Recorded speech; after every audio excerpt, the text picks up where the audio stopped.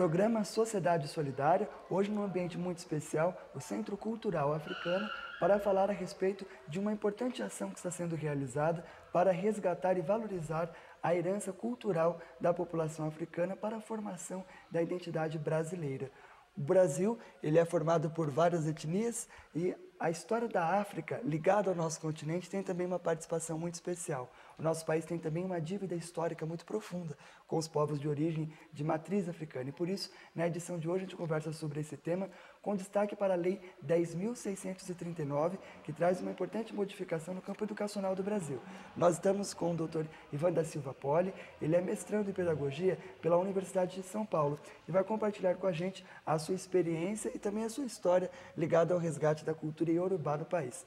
Bom, primeiramente, uma grande alegria estar conosco. Agradecemos em nome da Legião da Boa Vontade pela oportunidade que temos de conversar sobre um assunto tão importante e atual.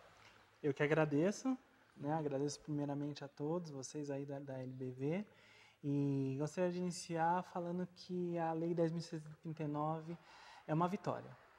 É uma vitória não só para a comunidade negra brasileira, né? Para as pessoas, mas para todos os brasileiros. O principal objetivo dessa lei é trazer para o ensino fundamental e médio a obrigatoriedade do ensino de cultura africana, né? Seja na área de língua portuguesa, literatura portuguesa, seja na área de estudo de história ou educação artística, tá? Dos elementos de matriz africana ou afro-brasileira que fazem parte de nossa cultura. E por que essa é uma vitória tão importante para a população negra, mas para o Brasil de forma geral? Que inovação ela representa? Que inovação? Bem, eu posso falar por mim mesmo, né? Meu nome é Ivan da Silva Poli, né? Poli, é um exemplo, nós aqui paulistanos, né? A gente acha que nós somos, em maioria, europeus. E a gente nega todas as nossas outras ancestralidades, todas as nossas outras origens, né? E esquecemos que a origem africana, ela é tão presente, tão marcadamente presente em nossa expressão, nossa forma de ser, quanto as origens europeias, quanto as nossas raízes europeias, tá?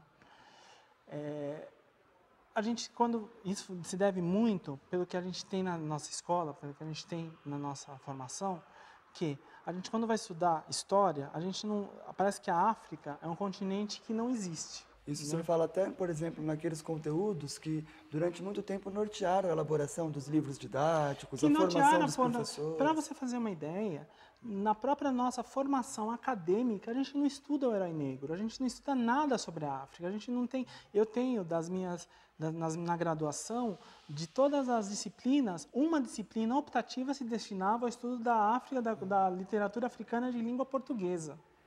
O senhor estudou numa universidade que é... E numa universidade considerada referência. Referência, elite do pensamento acadêmico brasileiro na área de educação. Quer dizer, falta atenção, né, no campo da falta pesquisa totalmente científica. atenção. Isso, a lei é de 2003, a gente está em 2010 e ainda não existe a formação do profissional que vai trazer para o ensino médio fundamental esses elementos da cultura africana. Há avanços, mas é preciso acelerar para poder fazer com que esse conteúdo chegue em sala de avanços, mas aula. é preciso acelerar. E você vê muito mais ações do terceiro setor, de entidades independentes, ou de entidades também ligadas ao governo, como aqui o Centro Cultural Africano, como a Secretaria de Cultura de Osasco, que eu dou cursos lá também, né, trabalhando nessas frentes. Mas, assim, uma atenção ainda muito pouca das políticas públicas se voltarem, existe na lei, mas a aplicação ainda é muito precária. A aplicação ainda é algo muito distante do que se tem como desejável. E quando o senhor fala sobre essa questão do tratamento dado à própria história da África, a contribuição dela para a formação do Brasil, quando a gente fala, por exemplo, sobre a colonização europeia, para nós fica muito claro, né? São os povos de origem italiana, portuguesa, espanhola. Agora, da África, muitas vezes as pessoas fazem uma ideia muito abstrata, né? Como se ali também não tivesse tido toda uma construção. Uma das culpas disso é que, na própria meio acadêmico, quando nós estudamos a África, a gente estuda através de antropólogos franceses, a gente estuda através de historiadores europeus, a gente estuda como se, através de povos que têm a África como uma alteridade realmente, que não lhes diz o mesmo respeito como outro. Como algo diferente de mim. Como algo diferente de mim. eles não têm na África a mesma proximidade que nós brasileiros temos. Então a gente vê a África por olhos de outros que não têm a mesma proximidade que nós temos. O pensamento acadêmico ainda é muito europeizado. E como o senhor vê hoje a produção de um pensamento próprio, científico, acadêmico, dentro do próprio continente africano, ou mesmo aqui no Brasil, feito por um intermédio de um olhar diferente, que não mais esse olhar estranho, esse olhar de fora, mas o olhar mesmo dos próprios protagonistas dessa cultura africana? Bem, eu acho essencial esse olhar. Eu posso dizer exemplos de algumas universidades africanas, como a Universidade de Leifé, como a Eduardo Mondlane, em Moçambique, Leifé, na Nigéria, como a Universidade de Ibadan, que tem professores, tem profissionais, né, por exemplo, como Bolanle Awe, como Babatunde Lawal, como Abimbola Wande, esses todos nigerianos, né, que falam deles mesmos, tá? Só que a gente tem muito deles através das edições que eles têm de Oxford, mas são africanos, tá? Então, quer dizer, é uma visão diferente, uma visão mais próxima a nós, tá? Diferente desses europeus, que são importantes também, tá?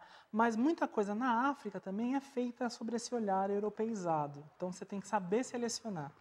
Mas esse olhar entre África e Brasil, né? Esse rio chamado Atlântico, né? Como se fala, tá? A gente olhar para a África com os nossos olhos, isso é essencial, tá? Porque na minha tradição mesmo, eu tenho ascendência tanto de Congo-Angola, de pessoas de Congo-Angola, quanto Iorubás, isso que eu sei, tá? Então essa África que eu falo nos meus cursos me diz respeito. E conta um pouco da ligação do senhor com o continente africano e do próprio interesse que tem por essa causa da consciência negra e do resgate da cultura africana no Brasil. Bem, eu acho que, em primeiro lugar, eu me considero pardo. Eu acho que a maioria de nós brasileiros somos pardos, mesmo que tenhamos a pele mais clara, assim, né, que tenha sobrenome italiano também, mas nós somos pardos, nós somos mestiços, pardos no sentido de mestiços. O jornalista Paiva Neto, criador do programa Sociedade Solidária, ele fala que o ser humano é miscigenado desde a monera, né? Quer dizer, não existe, mesmo na Europa, por exemplo, povos que não tenham se miscigenado, se misturado com outras culturas, povos invasores, povos invadidos. Mas, de fato, no Brasil, e aí ele cita inclusive o filósofo italiano Pietro Baldi, essa miscigenação das raças é ainda mais forte que no mundo, né? É um exemplo para o mundo mesmo. É um exemplo para o mundo. Assumir essa nossa identidade mestiça, né? Então, quando a gente discrimina alguém que tem a pele mais escura do que a gente, né, nós pardos, discrimina alguém que tem a pele mais escura do que a gente não está somente negando àquela pessoa o acesso à cidadania. A gente não está negando os direitos cidadãos daquela pessoa somente, tá? E a cidadania plena. A gente está negando o que nós somos, a gente está negando a nossa própria identidade. A gente está dizendo que a gente não é aquilo. A gente está dizendo que aquele elemento não nos formou. A gente esquece a nossa forma de abraçar, que é indígena e africana. A gente esquece nossa forma de andar. A gente esquece nossa forma de nos relacionarmos uns com os outros, né? Eu descobri, principalmente quando eu morei na Europa por 3 anos, né, morei na França e visitei toda a Europa, o quanto eu era mestiço. A cada nova língua que eu aprendia na Europa, eu via que eu era mestiço. O quanto eu via que eu tinha de negro, eu via o quanto eu tinha de negro em mim, né? O quanto eu tinha de mestiço, né? Então o contato mesmo começou na minha infância, né? Minha mãe era ligada à Umbanda, ligada ao Candomblé, né? Minha família tinha essa origem na época, né?